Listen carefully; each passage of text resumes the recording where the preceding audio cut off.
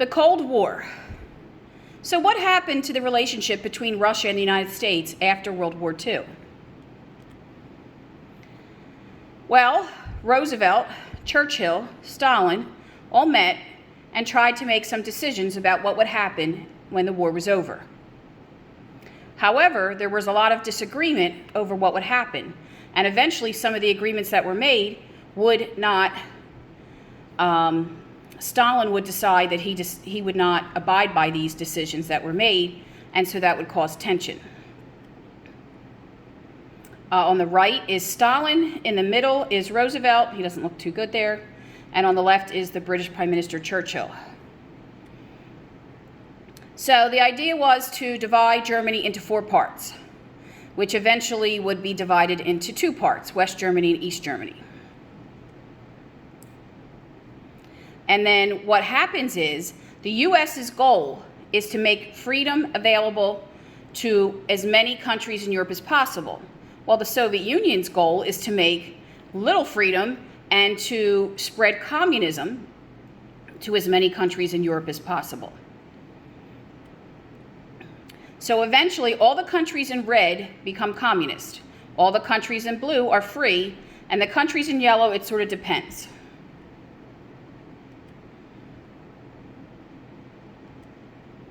So when Truman takes over after Roosevelt dies in his 4th term as president, he demands Stalin allow free elections in Poland, and Stalin refuses.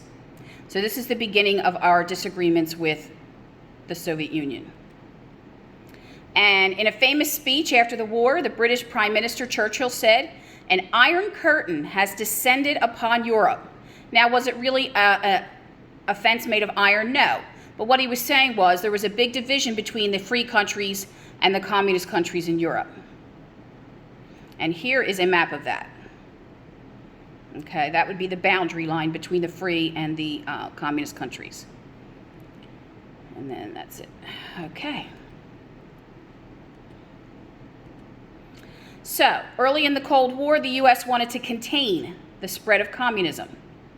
Diplomat George Kennan wrote a long telegram, it was very long, about the Soviet Union, saying we have to contain communism where it is. We can't let it spread. Communism is bad. Communism does not allow voting. It does not allow freedoms. It does not allow people to own businesses. It does not allow people to own property. It's against everything that the United States stands for. Stalin tries to take Iran because they had a lot of oil, and oil is important, but Truman issues the Truman Doctrine and says we will stop and help all countries that at this point that want to fight communism. All the red countries can stay red, they can stay communist, but any additional countries will be helped. Greece and Turkey are the first 2 countries where we actually give money to help them stop the communists from infiltrating. George Marshall was the general in World War II and eventually the Secretary of State. And he says he's going to go to the free countries in Europe, the blue countries, and he's going to give them money to help them because countries that are stronger have the ability to stop communism from spreading. Berlin is very interesting. Berlin was the capital of Germany when it was one country. But after the war, Germany split into 2, East Germany and West Germany. The East Germany is communist, while Berlin is in East Germany. But somehow half of this city stays free. It's weird. So Stalin's like, oh, well, we'll just cut off the railroads and then we'll just take it over. And the United States says, no, we're going to actually airlift supplies into West Berlin to keep it free. And here's a picture of that. These are not bombs. Up here, these are actually packages of food and important items.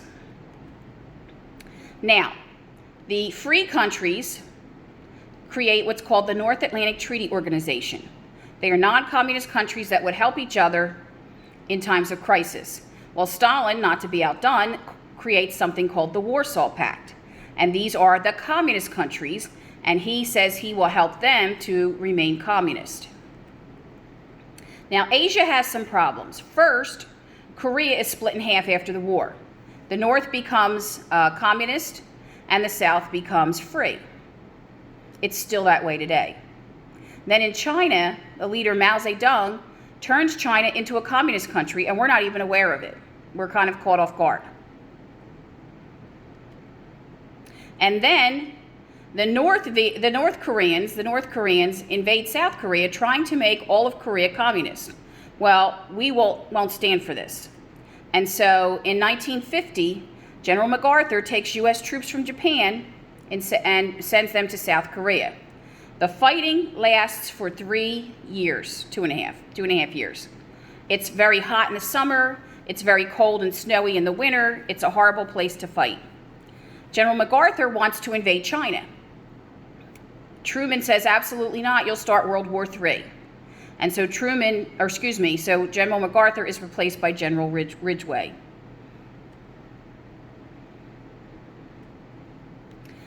An armistice, or an agreement to stop fighting, was finally signed in 1953. However, we were still basically at war. It wasn't until 2018, when President Trump met with Kim Jong-un, the leader of North Korea, that the war actually officially ended. Sputnik was the first satellite created. However, it was created by the Soviet Union. So now the U.S. has to focus on math and science, and we compete with the Soviet Union. Here is a political cartoon. The bear represents the Soviet Union and the eagle the United States. So, what does the Cold War, what's the effect on society? Well, there's a loyalty review program for all federal employees to make sure they don't become communist. There's something called the House Un-American Activities Committee to bring people in front of Congress suspected of being communist.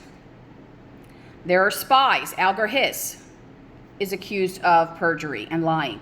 Julius and Ethel Rosenberg are spies for the Soviet Union living in the United States. They are caught and they are executed.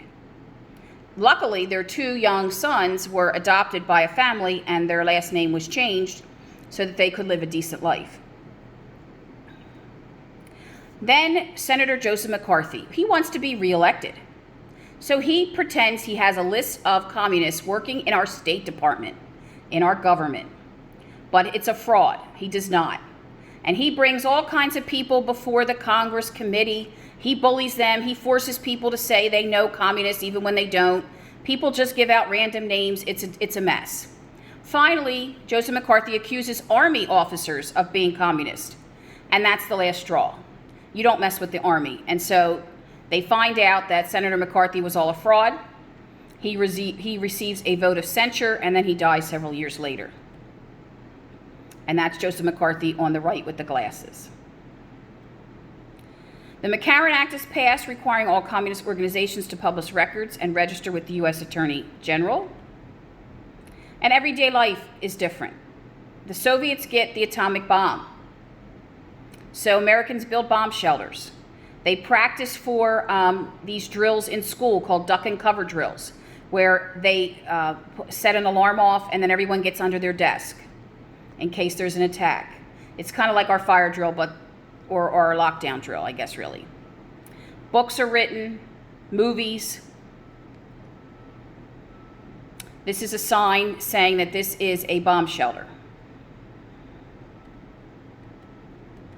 And then President Eisenhower becomes our next president after Truman. He was a general in World War II. He threatens to use the atomic bomb to stop communism.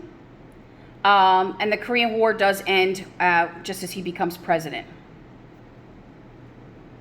China threatens to take Taiwan, so Eisenhower threatens to attack China. And China does back down at that point because they were not as strong as they are today. In 1956, the Egyptians who had built a Suez Canal, the British who built the Suez Canal in Egypt, were using it for free. And the Egyptians were like, well, you shouldn't be able to own land in another country. So the British want to attack the Egyptians, but we kind of convinced them not to. And so the Suez Canal is turned back over to the Egyptians. It's kind of like our Panama Canal, where we gave it back to Panama, even though we built it and paid for it. Stalin dies in 1953, and the next leader of the Soviet Union is Nikita Khrushchev. Hungary tries to move toward more freedom, but remember, we were only helping countries that were free to not become communist. Hungary was already communist, and so we were not going to help countries that were communist, and they do not get their freedom. However, Eisenhower does issue a doctrine saying that he will help any free country stay free. In 1960, the Soviets shoot down a U.S. spy plane right before a Paris summit with the U.S., and Eisenhower refuses to apologize because, let's face it, Soviets are spying on us. So far, the Cold War, though, consists of many small incidents, even though the Korean War is kind of a little bit big incident, but the rest of them are very, very small, and there's no like major World War III.